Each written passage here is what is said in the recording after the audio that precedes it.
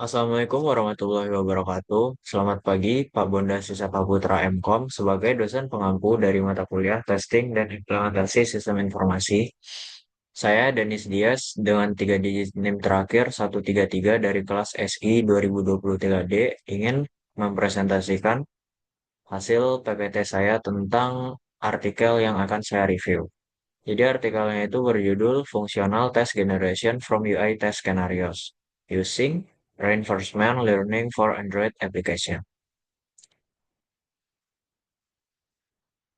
Berikut adalah hasil dari review artikelnya, yaitu judulnya Functional Test Generation from UI Test Scenarios Using Reinforcement Learning for Android Application.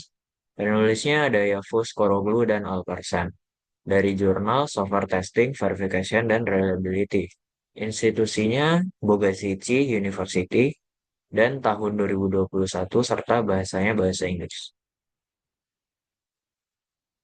Untuk latar belakangnya sendiri, pengujian perangkat lunak berperan penting dalam menjamin kualitas aplikasi, khususnya di Android yang memiliki ekosistem kompleks. Namun, pengujian berbasis skenario UI seringkali terbatas pada jalur penggunaan tertentu dan tidak cukup dalam menemukan bug pada logika fungsional aplikasi. Oleh karena itu, dibutuhkan pendekatan yang mampu menghasilkan uji fungsional yang lebih eksploratif.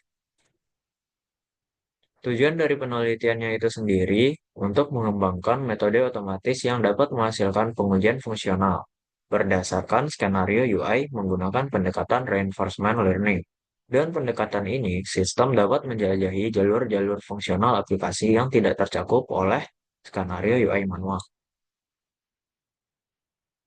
Untuk metodologi penelitiannya, yang pertama itu UI test skenario akan ditulis dalam bahasa Gherkin sebagai input awal. Selanjutnya, aplikasi dimodelkan sebagai grafik transisi state berdasarkan interaksi pengguna.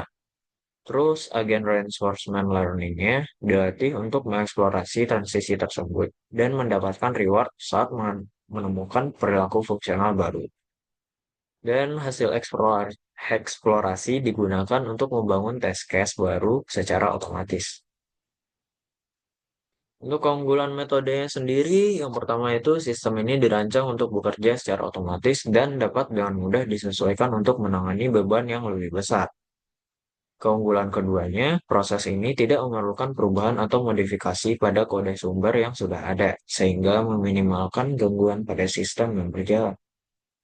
Yang ketiga, sistem ini dapat digunakan untuk melengkapi pengujian antarmuka pengguna alias UI yang sudah ada, serta memberikan kontribusi tambahan dengan memperkuat kualitas dan cakupan pengujian yang dilakukan. Arsitektur sistemnya yang pertama ada pre-processing, itu mengubah skenario antarmuka pengguna UI menjadi struktur graf yang lebih mudah diproses oleh sistem. Yang kedua itu Reinforcement Learning Engine atau RL Engine. Itu agen belajar dari eksplorasi keadaan alias state yang terjadi selama interaksi dengan sistem untuk mengoptimalkan tindakannya. Yang ketiga ada test generator, menghasilkan dan mengeluarkan skrip pengujian otomatis berdasarkan hasil eksplorasi yang dilakukan oleh agen. Untuk evaluasi dan hasilnya dari metode diuji pada 10 aplikasi Android nyata yang bersumber dari Google Play dan GitHub. Hasilnya menunjukkan bahwa pendekatan ini mampu meningkatkan cakupan pengujian hingga 25% dibanding metode baseline seperti Monkey atau pendekatan random testing. Pendekatan ini juga menghasilkan test case yang lebih relevan secara fungsional dan menemukan lebih banyak bug yang tersembunyi di luar jalur UI normal. Untuk kesimpulannya sendiri, pendekatan ini terbukti efektif dalam menghasilkan pengujian fungsional otomatis dari skenario UI yang telah ada. Reinforcement learning memberikan fleksibilitas dan kemampuan eksplorasi yang lebih tinggi dalam menguji aplikasi Android.